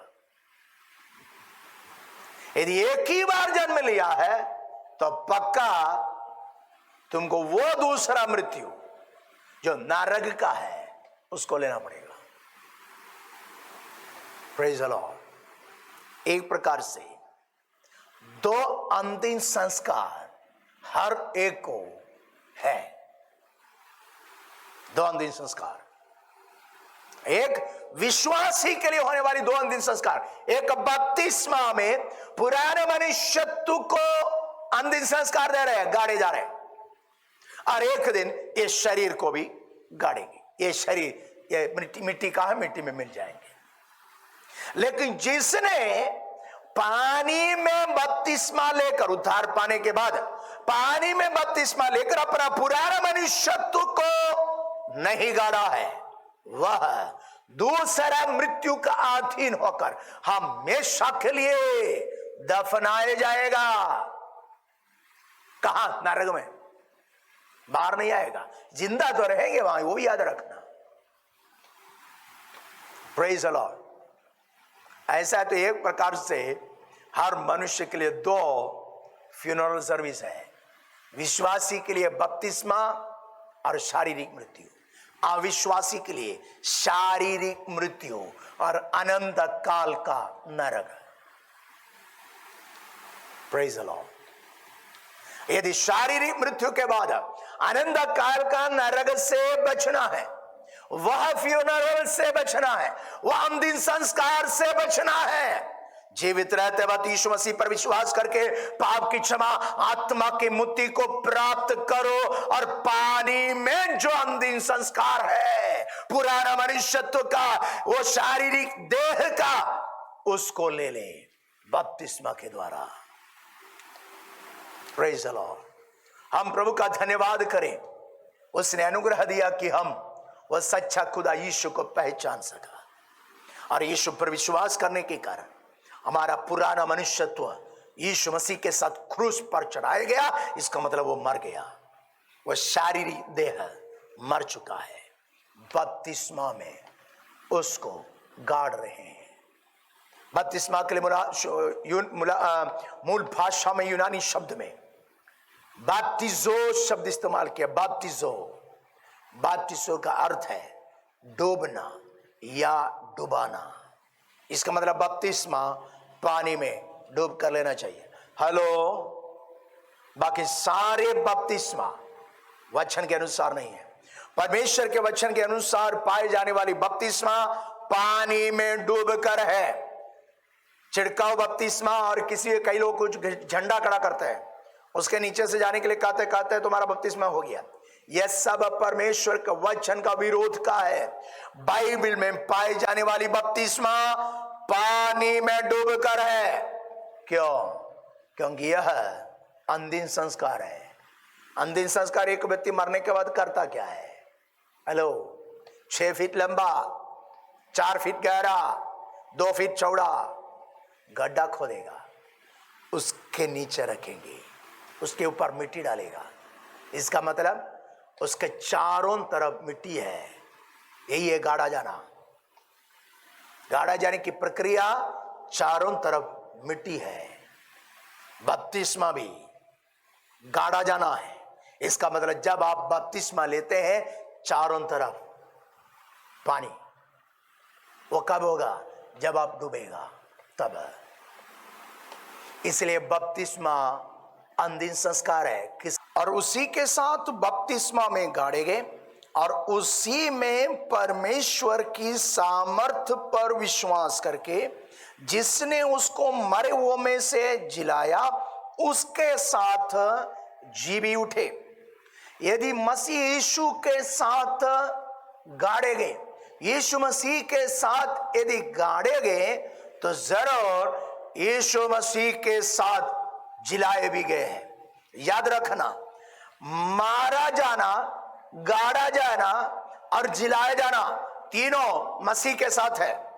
मसीह से अलग हमें कुछ नहीं है। हमारे लिए जो कुछ, हमारे जीवन में जो कुछ है, जब से मसीह हमारे जीवन में आया, सब मसीह के साथ, मसीह के साथ क्रूस पर मारे गए, मसीह के साथ बपतिस्मा में गाड़े गए, और यदि गाड़े गए हैं तो मसीह के साथ जिलाए भी गए। यीशु मसीह क्रूस पर मारे गए, यीशु मसीह को कब्र में गाड़ा गया, और वो यीशु तीसरा दिन मृतकों में से जी उठा है। वैसा यदि आप यीशु के साथ मारे गए और बपतिस्मा में यीशु के साथ गाड़े गए हैं, तो जरूर आप मसीह के साथ जिलाए भी गए हैं। इसका मतलब हम जीवित लोग हैं, हम जिलाए गए लोग हैं। इसका मतलब मर गए थे। किस में मरे थे? अपने पुराना मनुष्यत्व के लिए, शारीरिक देह के लिए मर गया, और उसको गाड़ भी दिया। गाड़ने के बाद हम जिलाए गए। वहां यह लिखा है, उसके साथ जी भी उठे। Praise the Lord. जी भी उठे, इसका मतलब उठ गए हम। इसका मतलब यीशु मसीह पर विश्वास करके उद्धार पाए व्यक्ति जो अपनी शारीरिक मनुष्यत्व के लिए मर गया, बपतिस्मा में गाड़े गए, तो बपतिस्मा में से जब बाहर आया ना, तो वो मसीह के साथ जी भी उठा है। इसका मतलब बपतिस्मा लेकर पुराने मनुष्यत्व को गाड़ा हुआ व्यक्ति ही जी उठा है। ओह प्रेज टू जीसस। बपतिस्मा इतनी महत्वपूर्ण क्यों? बपतिस्मा लेना अनिवार्य क्यों? क्योंकि आप मसीह पर विश्वास तो किया, पुराना मनुष्य तो मर गया, लेकिन आपने उसका गाड़ा नहीं है। गाड़ा नहीं है तो जी नहीं उठेगा। हेलो, इसका मतलब जी उठना है तो गाड़ा जाना है। गाड़े जाने की प्रक्रिया है बपतिस्मा। शारीरिक देह, पुराना मनुष्यत्व को गाड़ने की सेवा जिसने किया या लिया, वे ही मसीह के साथ जी उठे हैं। ऐसे है तो सोचो, यदि आप बपतिस्मा नहीं लिया है, आप गाड़े नहीं गए, गाड़े नहीं गए हैं, तो आप जी भी नहीं उठा, तो फिर आप कौन है? यीशु पर विश्वास करके उद्धार पाए हुए लोगों के बारे में कह रहा हूं। हेलो, यीशु पर जब आपने विश्वास किया ना, वह क्या है? आपका पुराना मनुष्य तो मर तो गया, लेकिन अभी तक आपने गाड़ा नहीं है। गाड़ा नहीं है तो जी भी नहीं उठा, तो फिर आप कौन है? मेरी भाषा में चलता फिरता लाश है। हाँ, मर तो गए ना। यीशु मसीह पर विश्वास करने से पुराना मनुष्य तो क्रूस पर चढ़ाया गया। यहां लिखा है शारीरिक देह उतार लिया गया, शारीरिक देह मर गया, लेकिन गाड़ा नहीं है। लाश तो है, गाड़ा नहीं है, चल फिर रहा है, चलता फिरता लाश। आज रात कोई है जो चलता फिरता लाश है, तो याद रखना, आपको गाड़ा जाना है ताकि आप जी उठे। Praise the Lord. बपतिस्मा परमेश्वर के वचन के अनुसार इतनी महत्वपूर्ण है, आप बपतिस्मा लेकर गाड़े जाने के बाद ही जी उठेगा। और हर विश्वासी एक बार मरकर जिलाए गए लोग हैं। Praise the Lord. हम सबके सब एक बार जीवित रहते वक्त गाड़े गए लोग। बपतिस्मा लेते वक्त मर गए क्या? नहीं मरा ना, जिंदा तो है, लेकिन आपको गाड़ रहे हैं। इसका मतलब कोई तो मरा था, पुराना मनुष्य था। इसका मतलब आप जीवित रहते वक्त ही आपका अंतिम संस्कार हो रहा है, और आप जीवित रहते वक्त भी आप आत्मिक रूप से जिलाए जा रहे हैं। बपतिस्मा में, पानी में आप जब डूबते हैं, आप अपना पुराना मनुष्यत्व को मिट्टी में जैसे एक शरीर को गाड़ते हैं, वैसा गाड़ रहे हैं, और पानी से जो ऊपर आ रहे हैं वह नया मनुष्य है। इसलिए रोमी के पत्र 6 अध्याय का 5 पद में लिखा है, जैसा मसीह पिता की महिमा के द्वारा मरे हुए में से जिलाया गया, वैसा तुम भी नए जीवन किसी चाल चले। 6:4 में लिखा है, हमारे मसीह में जिलाए जाने के बाद हमारा चाल चलन नया होना चाहिए। हम सब नया हो गया, सब कुछ नया हो गया, तो चाल चलन भी नया होना चाहिए। यदि चाल चलन नया होना है तो आपको जी उठना जरूरी है। जी उठना है तो गाड़ा जाना जरूरी है। गाड़े जाना है तो मरना जरूरी है। मरे बिना गाड़ना भी नहीं है। हेलो, बपतिस्मा गाड़े जाने का प्रक्रिया है, तो गाड़ता केवल उन लोगों का है जो मर गया। इसका मतलब बपतिस्मा केवल वे लोग लेना चाहिए जो यीशु मसीह पर विश्वास करने से अपने पुराने मनुष्यत्व के लिए मर गया। शादी के लिए बपतिस्मा नहीं लेना चाहिए, कलीसिया का मेंबर बनने के लिए बपतिस्मा नहीं लेना चाहिए। हेलो, ये गाड़ा जाना ही नहीं है, ये केवल पानी में डुबकी लगाना बस। केवल मरा हुआ व्यक्ति गाड़ना, उसको ही गाड़ना चाहिए। यीशु पर विश्वास करके अपने पुराने मनुष्यत्व के लिए जो मर चुका है, शारीरिक देह को उतार दिए गए, वे लोग पानी में बपतिस्मा लेना है, उनको परमेश्वर अपने सामर्थ्य से जिलाता है। वह 12 पद फिर से देखें, उसी के साथ बपतिस्मा में गाड़े गए और उसी में परमेश्वर की सामर्थ्य पर विश्वास करके जिसने उसको मरे हुए में से जिलाया, उसके साथ जी भी उठे। हेलो, हमारा जिलाया जाना, बपतिस्मा में पानी में डूबकर जो मरा हुआ व्यक्ति को गाड़ा है, उसके बारे में कह रहे हैं कि वो उसी में परमेश्वर के सामर्थ्य पर विश्वास करके उसके साथ जी भी उठे। इसका मतलब आप जो जिलाया गया ना, वो भी विश्वास के आधार पर है। इसका मतलब बपतिस्मा लेते वक्त आपको विश्वास करना पड़ेगा। ये मेरा पुराना मनुष्यत्व को गाड़ने की सेवा है। ये गाड़ना मेरा अंत नहीं, मैं जिलाया जा रहा हूं, मैं जी उठा हूं। कौन जिलाया आपको? परमेश्वर। कैसे? अपनी सामर्थ्य से। आपको क्या करना पड़ेगा? उस सामर्थ्य पर विश्वास करना पड़ेगा।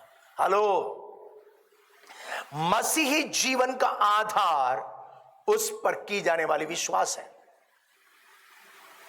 वो उद्धार हो, बपतिस्मा हो या जिलाए जाना हो, यह सारी प्रक्रिया जो हमारे जीवन में हुई है, वह सब हमारे विश्वास के आधार पर है। Praise the Lord. हमें परमेश्वर के सामर्थ्य पर विश्वास करना चाहिए, जो हमें मरे हुओं में से जिलाया है। Praise the Lord. हम प्रभु का धन्यवाद करें, उसने अनुग्रह दिया कि हम उस पर विश्वास कर सका, हम उस पर यकीन कर सका, और उनके द्वारा की गई आश्चर्य कर्म जो हमारी उद्धार के लिए था, क्रूस की बलिदान, उस पर हमने विश्वास किया है। याद रखिए, एक प्रकार से मसीह जीवन 100% विश्वास पर आधारित है। क्योंकि आपने मसीह को कभी देखा है क्या जीवित रहते हैं पृथ्वी पर? यीशु मसीह को क्रूस पर चढ़ाते हुए आप देखा है क्या? यीशु मसीह मरे हुए में से जी उठते हुए वक्त आप देखा है क्या? नहीं देखा। तो फिर विश्वास करते हैं, विश्वास करते हैं। इसका मतलब हमारे जीवन में परमेश्वर का उद्धार का काम प्रकट होना है, तो हमारी ओर से हमें विश्वास करना पड़ेगा। याद रखिए, यीशु मसीह के कलवरी क्रूस की बलिदान सारी मनुष्य जाति के उद्धार के लिए था, सब मनुष्य जाति के लिए। इसलिए यूहन्ना 3:16 में लिखा, परमेश्वर ने जगत से ऐसा प्रेम रखा कि उसने अपना एकलौता पुत्र दे दिया, ताकि जो कोई उस पर विश्वास करे वह नाश ना हो, परंतु अनंत जीवन पाए। उद्धार सबके लिए है। यीशु का मृत्यु भी सबके लिए हुआ है, लेकिन उद्धार केवल उस व्यक्ति के जीवन में पूरी होगी जो उस पर विश्वास करते हैं। यीशु पर विश्वास करेगा तो अनंत जीवन पाएगा, नहीं तो नाश होगा। तो नाश होने का जिम्मेदार परमेश्वर नहीं, आप है। यदि आप यीशु पर विश्वास नहीं करता, जो परमेश्वर की ओर से आपके उद्धार के लिए किए गए प्रबंध है, तो आप नाश हो जाएंगे। उसके लिए परमेश्वर पूर्णता जिम्मेदार नहीं है। जिम्मेदार पूर्ण रूप से आप है, जिसने यीशु के या परमेश्वर के उस कार्य पर विश्वास नहीं किया। बपतिस्मा लेने वाले व्यक्ति को भी विश्वास करना चाहिए, परमेश्वर की सामर्थ्य मुझे जिलाएगा और जिलाया है। यदि हम जिलाए गए हैं तो हमारा चाल चलन भी नए जीवन की से जैसा होना चाहिए, क्योंकि उसने हमें नए जीवन के लिए जिलाया है। Praise the Lord. आज रात्रि काल हम प्रभु का धन्यवाद करें उसकी अनुग्रह के लिए, उस आशीष के लिए जो उसने क्रूस पर हमारे लिए प्रकट किया। वो हमारे लिए बलिदान हुआ, वो मारा गया, गाड़ा गया, तीसरा दिन जी उठा। जब आप बपतिस्मा लेते हैं, आप अपना पुराना मनुष्यत्व जो यीशु पर विश्वास करने से क्रूस पर चढ़ाया गया, उसको गाड़ने के लिए अपने आप को समर्पित कर रहे हैं। जब आप विश्वास से गाड़े जाने के लिए समर्पित कर रहे हैं, तो परमेश्वर अपना काम कर रहे हैं आपको जिलाने का। हेलो, यदि आपको परमेश्वर मरे हुए में से मसीह के साथ जिलाना है, तो आपको मसीह के साथ गाड़े जाना है। अर्थ, गाड़े जाने की प्रक्रिया आपका है, जिलाए जाने की प्रक्रिया परमेश्वर का है। Praise the Lord. आपका पुराना मनुष्यत्व यीशु मसीह पर विश्वास करने के कारण जो मर गया, उसको बपतिस्मा के द्वारा आप गाड़ रहे हैं। वो प्रक्रिया आपको करना है, आपको उसके लिए तैयार होना है। जब अभिषिक्त लोग आपको पानी में बपतिस्मा दे रहे हैं, जबरदस्ती पकड़कर बपतिस्मा नहीं लेता। हेलो, विश्वासी को हाथ पैर बांध कर ले जाकर बपतिस्मा देता है क्या? ये जबरदस्ती धकेल कर पानी में डुबा कर बपतिस्मा देता है क्या? नहीं देता, देना भी नहीं चाहिए। हेलो, बपतिस्मा वचन के अनुसार किसी को यह नहीं बोलना चाहिए तो बपतिस्मा लो, बपतिस्मा लो। फिर क्या बोलना चाहिए? पादरियों का काम वचन के अनुसार बपतिस्मा क्या है यह बताने का है, और मुझे बपतिस्मा चाहिए यह बोलने का काम विश्वासी का है। उदाहरण, फिलिप्पुस नाम एक प्रभु का दास, जिसने खोजे को बपतिस्मा दिया था, आराम से सिटी में बैठा था। परमेश्वर की आत्मा बोला जंगल में जाओ। जंगल नहीं, वो मरुस्थल है, एक हाईवे है जो यरूशलेम से इथियोपिया जा रहे हैं।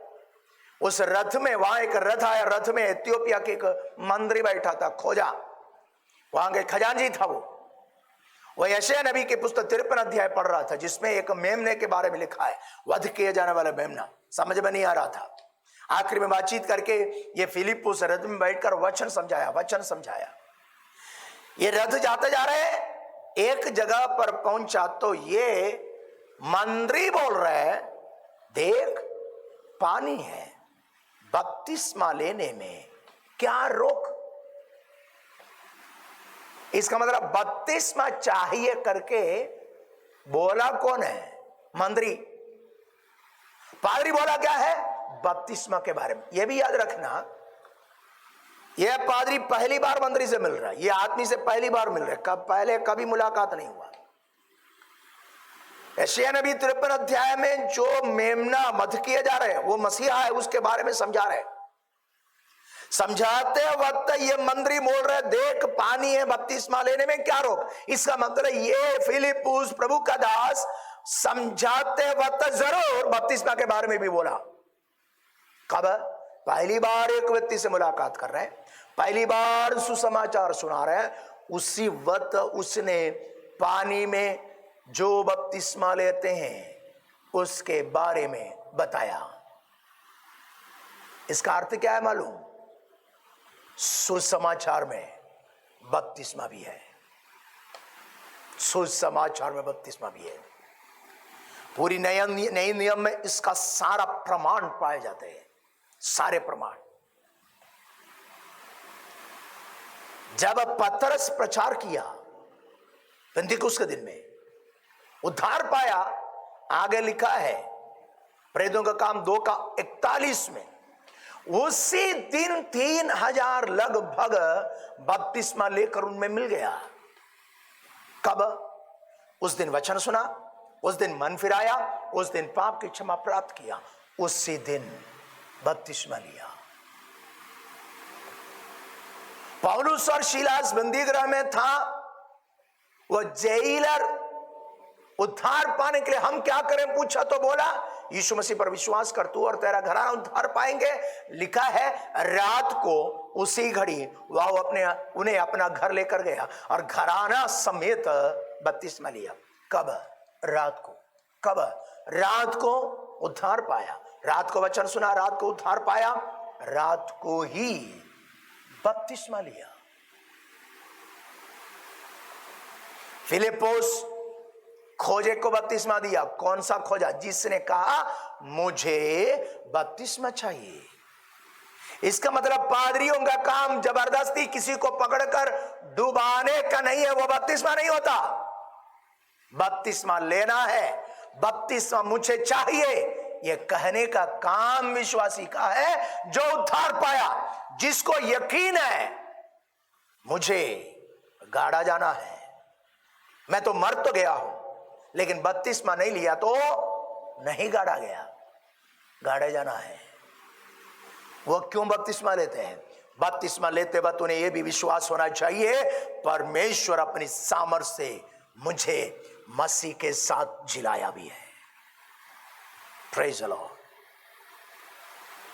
यदि कोई है जो आज तक यीशु पर विश्वास करके उद्धार पाने के बावजूद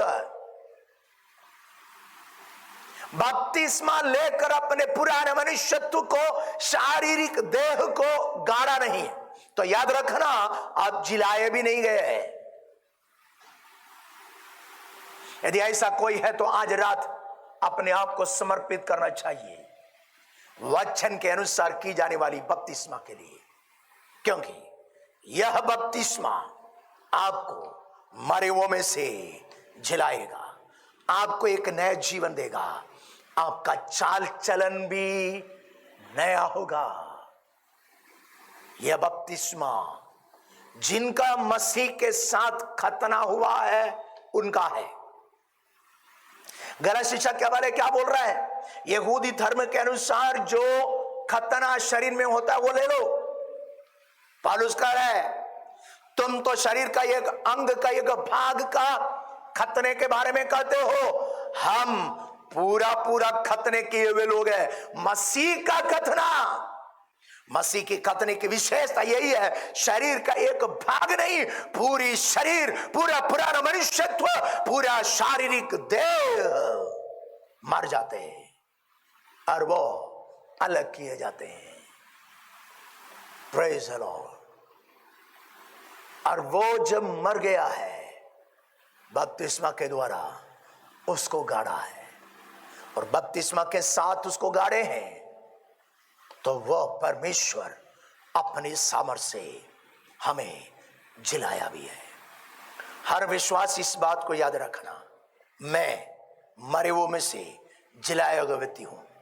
हेलो, कौन सा विश्वासी है जिसने बपतिस्मा लेकर पानी में डूबकर परमेश्वर के वचन के अनुसार अपना पुराना मनुष्यत्व को गाड़ने की प्रक्रिया से होकर गुजरा है? वे सब इस बात को जाने परमेश्वर अपनी सामर्थ से हमें जिलाया है।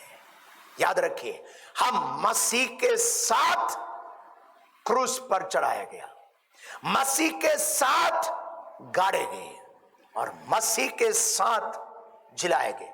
हेलो, मसीह के साथ क्रूस पर मारे गए, मसीह के साथ बपतिस्मा में गाड़े गए और मसीह के साथ जिलाए गए मरे हुए में से। तो हमारा जीवन हमेशा मसीह के साथ होना चाहिए। Praise the Lord. हर विश्वासी जिसने प्रभु यीशु पर विश्वास करके उद्धार पाकर बपतिस्मा लेकर परमेश्वर की धार्मिकता को पूरा करके परमेश्वर की सामर्थ से जिलाएंगे, वे इस बात पर सतर्क रहे कि हम आज भी मसीह के साथ जी रहे हैं। उसने जिलाया है, अब हमारा कर्तव्य है उसके साथ जीते रहे। Praise the Lord. यीशु पर विश्वास करने से उसने हमें उद्धार दिया, पुराना मनुष्य मर गया और बपतिस्मा हम पानी में लिया, ये हमारा कर्तव्य था। तब उसने हमें मरे हुओं में से जिलाया। हम जब जो करने का था वो किया, तो परमेश्वर जो करने का है वो किया। वो क्या है? उसने अपनी सामर्थ्य से हमें जिलाया है। आगे कर्तव्य हमारा है, हम उसके साथ जीते रहे, ताकि एक दिन हम अनंत काल तक उसके साथ जीवित रहने वाले हो जाए। आज रात्रि काल कोई भी व्यक्ति जो मुझे सुन रहे हैं, यीशु पर विश्वास करके उद्धार को प्राप्त नहीं किया है, आज आपको सबसे बड़ी जरूरत है उद्धार की है। 5 पैसा खर्चा नहीं, कहना यीशु मैं एक पापी हूं, मेरी पाप को क्षमा कर, मेरे हृदय में आइए, मुझे नया बनाइए। यीशु आपके जीवन को बदल देगा। आपका पुराना मनुष्यत्व, वो शारीरिक देह मसीह के साथ क्रूस पर चढ़ाए जाएंगे। आपका पुराना मनुष्यत्व मर जाएंगे, तो आपको आगे बपतिस्मा लेकर वह पुराना मनुष्यत्व को गाड़ने का है। आज रात्रि काल कोई व्यक्ति है जो उद्धार पाया लेकिन बपतिस्मा नहीं लिया है, आपको जरूरत है पानी में डूबकर बपतिस्मा लेकर उस पुराने मनुष्यत्व को गाड़े, ताकि परमेश्वर की सामर्थ्य से आप जिलाए जाएं, ताकि हम परमेश्वर के साथ पृथ्वी पर भी जीवित रहें और अनंत काल में भी उसके साथ जीवित रहने वाले हो जाएं। परमेश्वर अनुग्रह दे कि हम इन सारी आशीषों को अपने जीवन में हासिल करते हुए प्रभु में बढ़ने वाले हो जाएं। परमेश्वर इन वचनों के द्वारा हमें आशीष प्रदान करे। आइए हम प्रार्थना करें। अपनी आंखों को बंद करें, अपने हृदयों को प्रभु की ओर उठाएं। एक क्षण अपने आप को यीशु के हाथों में समर्पित करते हुए प्रार्थना करें। Praise to Jesus. जो वचन सुना उसके सामने अपने आप को समर्पित करें। यीशु हमारा जीवित खुदा, वो हमारे लिए आश्चर्य कर्म करने वाला, उसने अपने अनुग्रह हम पर प्रकट किया कि हम उद्धार पा सका। उद्धार पाया हुआ हर व्यक्ति बपतिस्मा लेकर धार्मिकता को पूरा करना है। यदि आप बपतिस्मा ले तो परमेश्वर अपनी सामर्थ्य से आपको जिलाएगा। यदि आप मसीह के साथ मारे गए, मसीह के साथ गाड़े जाना है। यदि मसीह के साथ गाड़े गए तो मसीह के साथ जी भी उठेंगे। हमारा खतना, हमारा शुद्धिकरण शरीर का एक भाग में ही नहीं हुई, पूरे शरीर में हुई है। ये बात हम जाने। वो चाहता है हम मसीह का खतने को पाए हुए लोग हैं, हमारे जीवन पूरा पूरा संपूर्ण रूप में शुद्ध पाए जाए। आइए हम प्रार्थना करें। प्रेमी अनुग्रहकारी पिता, हम धन्यवाद देते सारी आशीषों के लिए। हम धन्यवाद देते आज रात्रि काल की संगति के लिए। हम धन्यवाद देते आपके जीवित वचन के लिए। प्रभु, आपने अनुग्रह दिया कि हम आपको जान सका। आपके द्वारा जो उद्धार आपने प्रबंध किया है उसको अनुभव करने का, स्वीकार करने का अनुग्रह आपने दिया है। ये आपकी दया है, उसके लिए धन्यवाद देते हैं। प्रभु अनुग्रह दे कि हम उस बपतिस्मा जो पानी में डूब कर लेने का है, जो पुराने मनुष्यत्व को गाड़ने का है, यदि कोई है जो नहीं लिया है, जो इन बातों को सुन रहे हैं, आज अब रात को अपने आप को समर्पित करने वाले हो जाए, ताकि आगे जाकर वे उस अनुग्रह को अपने जीवन में प्राप्त करें कि वे मरे हुए में से जिलाए जाए। प्रभु, हम धन्यवाद देते हैं, आप अपनी सामर्थ्य से, परमेश्वर की सामर्थ्य से हमें मरे हुए में से जिलाया, तो हमारा जीवन भी जीवित लोगों के समान हो जाए। पृथ्वी पर जीवित रहते वक्त भी हमारा जीवन आपके वचन के अनुसार हो, ताकि एक दिन हम आपके साथ स्वर्ग में रहने वाले हो जाए। हम प्रार्थना करते कलीसिया के लिए, सब भाई बहनों के लिए, इन वचनों को सुने हुए हर व्यक्तियों के लिए प्रार्थना करते हैं। वे जहां कहीं भी हो, आपकी आशीष उन पर हो जाए, आपकी महिमा उनके जीवन में प्रकट कीजिए। विशेष करके इस महामारी के दिनों में स्वर्गीय सुरक्षा में हर एक को रखिए। यीशु नासरी के नाम में हर बीमार चंगे हो जाए, हर परेशानी जाती रहे।